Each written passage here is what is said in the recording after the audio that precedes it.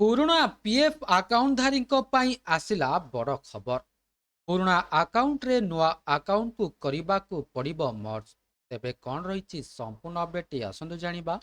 ତା ପୂର୍ବରୁ ଚ୍ୟାନେଲରେ ନୂଆ ଥିଲେ ଚ୍ୟାନେଲଟିକୁ ସବସ୍କ୍ରାଇବ୍ କରି ରଖନ୍ତୁ, ଏମିତି ଗୁରୁତ୍ୱପୂର୍ଣ୍ଣ ଅପଡେଟ୍ ସବୁଠୁ ପ୍ରଥମେ ପାଇବା ପାଇଁ।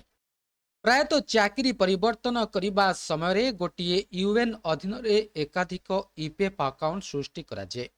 କର୍ମଚାରୀମାନେ ଇପିଏଫ୍ଓକୁ ଏହି ଆକାଉଣ୍ଟଗୁଡ଼ିକୁ ମର୍ଜ କରିବା ଜରୁରୀ ଅଟେ, ଯାହାଦ୍ୱାରା ସେମାନଙ୍କର ସମସ୍ତ ଅବସର ସଞ୍ଚୟ ଏକାଠି ହୋଇପାରିବ। ତେବେ ଆସନ୍ତୁ ଜାଣିବା ଯେ ଆପଣ ଆପଣଙ୍କ ଘରେ ବସି ଅନଲାଇନରେ ଏକାଧିକ ପିଏଫ୍ ଆକାଉଣ୍ଟକୁ କିପରି ମର୍ଜ କରିପାରିବେ। ଯେତେବେଳେ ଆପଣ ଚାକିରି ପରିବର୍ତ୍ତନ କରନ୍ତି, ସେତେବେଳେ ପ୍ରାୟତଃ ଏପରି ହୁଏ ଯେ ଆପଣଙ୍କର ଏକାଧିକ କର୍ମଚାରୀ ପ୍ରୋଭିଡେଣ୍ଟ ଫଣ୍ଡ ଆକାଉଣ୍ଟ ସମାନ ୟୁଏନ୍ ସହିତ ଲିଙ୍କ ହୋଇ ରହିଥାଏ। ଯଦିଓ ଆପଣଙ୍କର ୟୁନିକ୍ ୟୁନିଭର୍ସାଲ ଆକାଉଣ୍ଟ ନମ୍ବର ଆପଣଙ୍କ କ୍ୟାରିୟର ସମୟରେ ସମାନ ରହିପାରେ, ପ୍ରତ୍ୟେକ ନୂଆ ନିଯୁକ୍ତିଦାତା ଏହା ଅଧୀନରେ ଏକ ପୃଥକ ପିଏଫ୍ ଆକାଉଣ୍ଟ ସୃଷ୍ଟି କରିପାରିବେ। ତେବେ ଏହି ଆକାଉଣ୍ଟଗୁଡ଼ିକ ସ୍ୱୟଂଚାଳିତ ଭାବରେ ମିଶ୍ରଣ ହୋଇନଥାଏ ଏବଂ କର୍ମଚାରୀମାନେ ପୁରୁଣା ଆକାଉଣ୍ଟରୁ ବର୍ତ୍ତମାନର ଆକ୍ଟିଭ୍ ଆକାଉଣ୍ଟକୁ ବାଲାନ୍ସ ସ୍ଥାନାନ୍ତର କରିବାକୁ କର୍ମଚାରୀ ପ୍ରୋଭିଡେଣ୍ଟ ଫଣ୍ଡ ସଂଗଠନକୁ ଅନୁରୋଧ କରିବାକୁ ପଡ଼ିଥାଏ। ଆପଣଙ୍କର ପିଏଫ୍ ଆକାଉଣ୍ଟଗୁଡ଼ିକୁ ଏକତ୍ରିତ କରିବା ଦ୍ୱାରା ଆପଣଙ୍କର ସମସ୍ତ ଅବସରକାଳୀନ ସଞ୍ଚୟ ଗୋଟିଏ ସ୍ଥାନରେ ରଖାଯିବ। ଏହା ଡିଆକ୍ଟିଭ୍ ଆକାଉଣ୍ଟ, ବିଳମ୍ବରେ ଉଠାଣ କିମ୍ବା ଅବଦାନ ଟ୍ରାକ୍ କରିବାରେ ଅସୁବିଧା ପରି ସମସ୍ୟାକୁ ମଧ୍ୟ ଦୂର କରିବ। ତେବେ ଇପିଏଫ୍ଓ କ'ଣ ଅଟେ? ଇପିଏଫ୍ଓ ହେଉଛି ଏକ ସରକାରୀ ସଞ୍ଚୟ ଯୋଜନା ଯାହା ଅବସର ପରେ ବେତନଭୋଗୀ କର୍ମଚାରୀଙ୍କୁ ଆର୍ଥିକ ସୁରକ୍ଷା ପ୍ରଦାନ କରିବା ପାଇଁ ଲକ୍ଷ୍ୟ ରଖାଯାଇଛି। ଇପିଏଫ୍ଓ ଦ୍ୱାରା ପରିଚାଳିତ ଏହି ଯୋଜନା ଅଧୀନରେ କର୍ମଚାରୀ ଏବଂ ନିଯୁକ୍ତିଦାତା ଉଭୟ କର୍ମଚାରୀଙ୍କ ମୂଳ ଦରମା ଏବଂ ମହଙ୍ଗା ଭତ୍ତାର 12% ଇପିଏଫ୍ଓକୁ ପ୍ରଦାନ କରନ୍ତି। 2025 ଆଉ 26 ଆର୍ଥିକ ବର୍ଷ ପାଇଁ ଇପିଏଫ୍ ସୁଧହାର ବାର୍ଷିକ 8.25%, ଯାହା 1 ଏପ୍ରିଲ 2025 ଏବଂ 31 ମାର୍ଚ୍ଚ 2026 ମଧ୍ୟରେ କରାଯାଇଥିବା ସମସ୍ତ ଅବଦାନ ପାଇଁ ପ୍ରଯୁଜ୍ୟ ଅଟେ। ଏହା ଇପିଏଫ୍ ଆକାଉଣ୍ଟର ଶେଷ ବାଲାନ୍ସ ଉପରେ ପ୍ରତି ମାସରେ ଗଣନା କରାଯାଏ, କିନ୍ତୁ ଆର୍ଥିକ ବର୍ଷ ଶେଷରେ ପ୍ରତିବର୍ଷ ଜମା କରାଯାଏ। ଅର୍ଜିତ ସୁଧ ସାଧାରଣତଃ କରମୁକ୍ତ ହୋଇଥାଏ। ତେବେ ଆସନ୍ତୁ ଜାଣିବା ପିଏଫ୍ ଆକାଉଣ୍ଟର ମର୍ଜ ପ୍ରକ୍ରିୟାକୁ।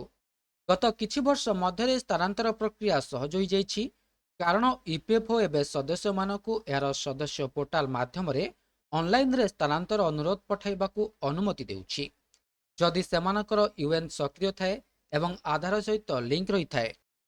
1 number step, official EPFO website ପରିଦର୍ଶନ କରନ୍ତୁ ଏବଂ ତାପରେ ଆପଣଙ୍କର ୟୁଏନ୍ ଏବଂ ପାସୱାର୍ଡ ବ୍ୟବହାର କରି ସାଇନ୍ ଇନ୍ କରନ୍ତୁ। ଯଦି ଆପଣ ଆପଣଙ୍କର ପାସୱାର୍ଡ ଭୁଲି ଯାଇଛନ୍ତି, ତେବେ ରିସେଟ୍ ବିକଳ୍ପ ଉପରେ କ୍ଲିକ୍ କରନ୍ତୁ। ଦ୍ୱିତୀୟ ଷ୍ଟେପ୍, ଅନଲାଇନ୍ ସର୍ଭିସେସ୍ ଟ୍ୟାବ୍ ଅନ୍ତର୍ଗତ one member one EPF account link ଚୟନ କରନ୍ତୁ। ଏହା ଆପଣଙ୍କୁ ଆପଣଙ୍କର ବ୍ୟକ୍ତିଗତ ବିବରଣୀ ଏବଂ ଆପଣଙ୍କର ବର୍ତ୍ତମାନର ନିଯୁକ୍ତିଦାତାଙ୍କ ଇପିଏଫ୍ ଆକାଉଣ୍ଟ ପ୍ରଦର୍ଶିତ କରୁଥିବା ଅନ୍ୟ ଏକ ୱିଣ୍ଡୋକୁ ନେଇଯିବ, ଯେଉଁଠାରେ ପର୍ସନାଲ ସୂଚନା ଏବଂ ଉପସ୍ଥିତ କର୍ମଚାରୀଙ୍କ ଇପିଏଫ୍ ଆକାଉଣ୍ଟ ଦେଖାଯିବ, ଯେଉଁଥିରେ ଟ୍ରାନ୍ସଫର କରାଯାଇପାରିବ। ତୃତୀୟ ଷ୍ଟେପ୍, ପଞ୍ଜୀକୃତ ଫୋନ୍ ନମ୍ବର ଏବଂ ୟୁଏନ୍ ନମ୍ବର ସମେତ ଆବଶ୍ୟକୀୟ ବିବରଣୀ ପ୍ରବେଶ କରନ୍ତୁ। 4 ନମ୍ବର ଷ୍ଟେପ୍, ଜେନେରେଟ୍ ଓଟିପି ଉପରେ କ୍ଲିକ୍ କରନ୍ତୁ। ଆପଣଙ୍କର ପଞ୍ଜୀକୃତ ମୋବାଇଲ ନମ୍ବରରେ ୱାନ୍ ଟାଇମ୍ ପାସୱାର୍ଡ ପାଇବା ପରେ ଯାଞ୍ଚ ପାଇଁ ଏହାକୁ ପୋର୍ଟାଲରେ ପ୍ରବେଶ କରନ୍ତୁ। ପଞ୍ଚମ ଷ୍ଟେପ୍ରେ ଏକ ନୂଆ ୱିଣ୍ଡୋ ଖୋଲିବ, ଯେଉଁଠାରେ ଆପଣଙ୍କୁ ଆପଣଙ୍କର ପୂର୍ବ ଇପିଏଫ୍ ଆକାଉଣ୍ଟଗୁଡ଼ିକର ବିବରଣୀ ଦେବାକୁ ପଡ଼ିବ, ଯାହାକୁ ଆପଣ ମିଶ୍ରଣ କରିବାକୁ ଚାହୁଁଛନ୍ତି। ଷଷ୍ଠ ଷ୍ଟେପ୍ରେ ଶେଷରେ ସବମିଟ୍ ଉପରେ କ୍ଲିକ୍ କରିବା ପୂର୍ବରୁ ଘୋଷଣା ବକ୍ସରେ ଟିକ୍ କରନ୍ତୁ। ଏହାପରେ ଆପଣଙ୍କର ବର୍ତ୍ତମାନର ନିଯୁକ୍ତିଦାତାଙ୍କୁ ପୋର୍ଟାଲରେ ଦାଖଲ ହୋଇଥିବା ମର୍ଜ ଅନୁରୋଧକୁ ଅନୁମୋଦନ କରିବାକୁ ପଡ଼ିବ। ମଞ୍ଜୁର ହେବା ପରେ ଇପିଏଫ୍ଓ ଅନୁରୋଧକୁ ପ୍ରକ୍ରିୟାକରଣ କରିବ ଏବଂ ପୂର୍ବ ଇପିଏଫ୍ ଆକାଉଣ୍ଟଗୁଡ଼ିକୁ ବର୍ତ୍ତମାନର ଆକାଉଣ୍ଟ ସହିତ ମର୍ଜ କରିବ। ତେବେ ଯଦି ଆପଣଙ୍କର ଦୁଇଟି ୟୁଏନ୍ ନମ୍ବର ରହିଛି, ତେବେ କ'ଣ କରିବେ? କର୍ମଚାରୀମାନେ ଇମେଲ ମାଧ୍ୟମରେ ଇପିଏଫ୍ ଆକାଉଣ୍ଟଗୁଡ଼ିକୁ ମର୍ଜ କରିବାର ବିକଳ୍ପ ମଧ୍ୟ ରଖିଛନ୍ତି। ଏହା କେବଳ ସେମାନଙ୍କର ପାଇଁ ପ୍ରଯୁଜ୍ୟ ଯାହାଙ୍କର ଦୁଇଟି ୟୁଏନ୍ ଅଛି। ଏପରି କ୍ଷେତ୍ରରେ ଆପଣ ପୂର୍ବ ୟୁଏନ୍କୁ ଡିଆକ୍ଟିଭେଟ୍ କରିବା ପାଇଁ ଇପିଏଫ୍ଓକୁ ଅନୁରୋଧ କରିପାରିବେ। ଏହା କରିବା ପାଇଁ unepf@epfindia.gov.in କୁ କେବଳ ଇମେଲ ପଠାନ୍ତୁ ଏବଂ ଆପଣଙ୍କର ବର୍ତ୍ତମାନର ଏବଂ ପୂର୍ବ ୟୁଏନ୍ ସହିତ ଅନ୍ୟାନ୍ୟ ଆବଶ୍ୟକୀୟ ସୂଚନା ପ୍ରଦାନ କରନ୍ତୁ। ଇପିଏଫ୍ ଅନୁରୋଧକୁ ଯାଞ୍ଚ ଏବଂ ଗ୍ରହଣ କରିବା ପରେ ପୂର୍ବ ୟୁଏନ୍ ଅବରୋଧ ହୋଇଯିବ, ଯେତେବେଳେ ବର୍ତ୍ତମାନର ୟୁଏନ୍ ଆକ୍ଟିଭ୍ ରହିବ। ତେବେ କର୍ମଚାରୀଙ୍କୁ ବର୍ତ୍ତମାନର ୟୁଏନ୍କୁ ପାଣ୍ଠି ସ୍ଥାନାନ୍ତର କରିବା ପାଇଁ ଇପିଏଫ୍ଓ ପୋର୍ଟାଲରେ ଏକ ନୂଆ ଦାବି ଦାଖଲ କରିବାକୁ ପଡ଼ିବ। ତେବେ ପ୍ରଶ୍ନ ଉଠୁଛି, ଆପଣ କ'ଣ ୟୁପିଆଇ ମାଧ୍ୟମରେ ଇପିଏଫ୍ ଉଠାଇ ପାରିବେ କି? ଯଦିଓ କର୍ମଚାରୀମାନଙ୍କ ପାଇଁ ୟୁପିଆଇ ମାଧ୍ୟମରେ ଇପିଏଫ୍ ଉଠାଇବାର ଫିଚର ବର୍ତ୍ତମାନ ଉପଲବ୍ଧ ନାହିଁ, ଏହା ଖୁବ୍ ଶୀଘ୍ର ବାସ୍ତବତାରେ ପରିଣତ ହୋଇପାରେ।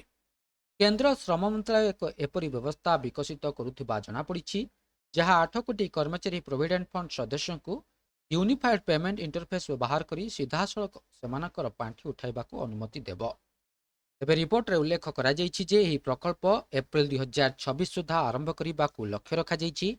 ଏହାର ଲକ୍ଷ୍ୟ ହେଉଛି ପାଣ୍ଠିକୁ ଦ୍ରୁତ ପ୍ରବେଶ ପ୍ରଦାନ କରିବା, ଉଠାଣ ପ୍ରକ୍ରିୟା ସରଳ କରିବା ଏବଂ ସେବା ଦକ୍ଷତାରେ ଉଲ୍ଲେଖନୀୟ ଉନ୍ନତି ଆଣିବା।